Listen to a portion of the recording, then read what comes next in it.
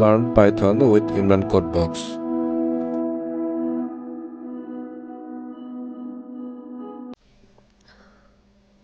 সর্বশেষ ভিডিওটিতে আমরা দেখেছিলাম যে কিভাবে আমাদের কম্পিউটারে আমরা পাইথনকে ইনস্টল করব। তো আশা করছি আপনারা সবাই পাইথনকে প্রপারলি ইনস্টল করতে পেরেছেন আপনাদের কম্পিউটারে। আজকে আমরা শুরু করব পাইথন প্রোগ্রামিং। সো আমরা ফার্স্ট প্রোগ্রামটা আজকে করব। তো একটা পাইথন ফাইল আমরা কীভাবে নিতে পারি বা কয়টা ওয়েতে আমরা নিতে পারি আমি একটু দেখানোর চেষ্টা করছি আপনাদেরকে। প্রথমেই সবচেয়ে সহজ যে পদ্ধতিটা আছে, আমি একটা ফোল্ডার ওপেন করে নিয়েছি আগে থেকেই। তো এই ফোল্ডারে এসে আমি যেটা করতে পারি, রাইট ক্লিক করে নিউ থেকে আমি একটা টেক্সট ডকুমেন্ট নিতে পারি। তো একটা টেক্সট ডকুমেন্ট নিলাম, নিয়ে আমি পুরো নামটাকে মুছে দিয়ে আমি এখানে লিখলাম first underscore Python underscore program. So আমি লিখলাম first underscore Python underscore program dot. এবার আমরা এক্সটেনশন দেবো। সো পাইথনের বেসিক যে এক্সটেনশনটা সেটা হচ্ছে পিওয়াই। আরও বেশ কিছু এক্সটেনশন আছে। সো বেসিক এক্সটেনশন হিসাবে পিওয়াইটা ইউজ হয়। সো আমরা পিওয়াই দিয়ে দিলাম, দিয়ে জাস্ট এন্টার করে দিলাম। সো আমাদেরকে আবারও ইয়েস করতে বলতেছে, আমরা চেঞ্জ করতে চাচ্ছি না, জিজ্ঞেস করছে। সো আমি আরেকবার ইয়েস করে দিলাম। সো এই ফাইলটা পাইথন ফাইল হয়ে গেল। সো এটা যে একটা পাইথন ফাইল হয়ে গেলো সেটা আমরা কীভাবে বুঝতেছি, দেখেন আমাদের ফাইলে যে চিহ্নটা বা আইকনটা সেটাও কিন্তু বদলে গেছে অলরেডি। হ্যাঁ, এবং এটা দেখাচ্ছে যে এটা যেন আমরা ভিএস কোডে অন করি, যেহেতু আমাদের computer already VS Code install করা আছে, আমরা লাস্ট ভিডিওতে দেখেছি। তো আমরা যেটা করতে পারি, এবার ফাইলটাকে আমরা রাইট ক্লিক করে ওপেন উইথ ভিএস কোড এটা দিতে পারি। ওকে, এটা একটা পদ্ধতি। এবার আমি আরেকটা পদ্ধতি দেখাবো। এটার জন্য আমি যেটা করবো, আমি সরাসরি ভিএস কোডকে ওপেন করে নিচ্ছি আগে। তো ভিএস কোডকে ওপেন করার পর আমাদের হয়তো এরকম একটা ইন্টারফেস দেখাবে। তো আমি এটাকে এখান থেকে ক্লিক করে অফ করে দিলাম। ফাইলে যাব, ফাইল থেকে আমরা একটা নিউ টেক্সট ফাইল নিব। ওকে, সো নিয়ে আমরা শুরুতে যেটা করবো, ফাইলটাকে আগে সেভ করব। সো কন্ট্রোল এস, আমি আবারও বলছি কন্ট্রোল এস।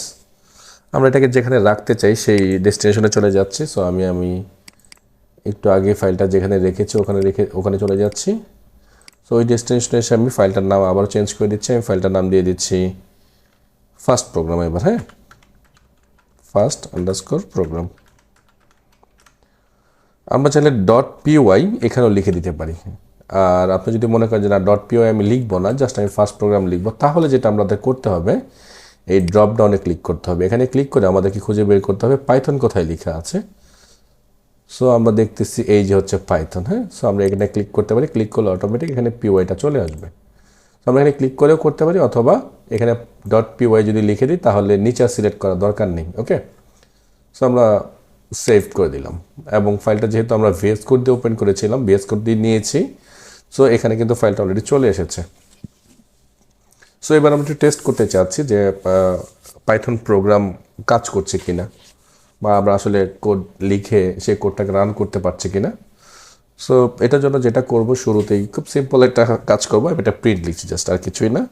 সো প্রিন্ট নামে একটা বিল্ড ইন ফাংশন আছে, দেখেন আমাদেরকে সাজেস্ট করতেছে এবং বলতেছে তুমি চাইলে এটাকে এইভাবে ইউজ করতে পারো। এবং ডেফ লেখা আছে, ডেফের মানেটা জাস্ট খুব সংক্ষেপে বলে দেয় আপাতত। ডেফ কোনো ফাংশনকে ডিক্লেয়ার করতে হলে আমরা এখানে ডেফ লিখবো শুরুতেই। সো যেহেতু প্রিন্ট একটা ফাংশন, এই জন্য আমাদেরকে দেখাচ্ছে যে এটার আগে ডেফ, তার মানে এটা একটা ফাংশন। ওকে, এবং এই ফাংশনটা পাইথনের নিজস্ব বানানো, আমাদের বানানো না। Okay fine. সো এখানে আমরা যেটা করব, আমি এখনই তেমন কিছু বোঝাচ্ছি না আপনাদেরকে বা বলছি না, জাস্ট আমি সিঙ্গেল কোড দিলাম। এখান থেকে আমি লিখছি হ্যালো পাইথন। সো আর কিছু করার দরকার নেই। পাইথন প্রোগ্রামে কোনো সেমিকোলন, কোনো কমা, এই ধরনের সেমিকোলনটা বিশেষ করে, যেহেতু অন্যান্য প্রোগ্রামিং ল্যাঙ্গুয়েজ জাভা বা পিএইচপি বা সি শার্প এসব প্রোগ্রামিং, বা সি প্লাস প্লাস, এই প্রোগ্রামগুলো যেটা হয় যে প্রতিটা লাইন শেষ করে আমরা যেটা করি, লাইনটাকে শেষ করে সেমিকোলন ইউজ করি বোঝানোর জন্য যে হ্যাঁ আমার এই লাইনটাকে শেষ করে ফেলেছি আমি। কিন্তু পাইথনে এটা দরকার হয় না। হ্যাঁ, সো এইভাবে রাখলাম। আমি জাস্ট কন্ট্রোল এই দেখেন এখানে এটা হোয়াইট কালার একটা সার্কেল এসেছে। ইট মিনস এই ফাইলটা এখনও সেভ করা হয়নি, আনসেভ অবস্থায় আছে। হ্যাঁ, তাহলে আমরা যেটা করব, আমি কন্ট্রোল এস প্রেস করলাম, ফাইলটা সেভ হয়ে গেল এবং আমার যে সার্কেলটা ছিল হোয়াইট কালারে সেটা কিন্তু চলে গেল। এবার আমি যেটা করব যে প্রোগ্রামটাকে রান করব। সো রান করার জন্য আমরা অলরেডি রাইট প্রান্তে একটা রান বাটন দেখতে পাচ্ছি। সো এটা দেখতে পারার কারণটা হচ্ছে যেহেতু আমরা লাস্ট ক্লাসে আমি দেখিয়েছি যে আমরা এটার মধ্যেও আমরা পাইথনের যে এক্সটেনশনটা আছে সেটাকে আমরা ইনস্টল করে নিয়েছিলাম, যার কারণে আমাদেরকে এই রান বাটনটা অটোমেটিক এখানে দেখাচ্ছে। সো আমি এখানে ক্লিক করলাম, এখানে রান হচ্ছে এবং আমাদেরকে হ্যালো পাইথন এই লেখাটা দেখাচ্ছে। তার মানে আমরা সাকসেসফুলি একটু কোড লিখলাম এবং সেই কোডটাকে রান করতে পারলাম। সো এই ভিডিওটা এই পর্যন্তই থাকছে।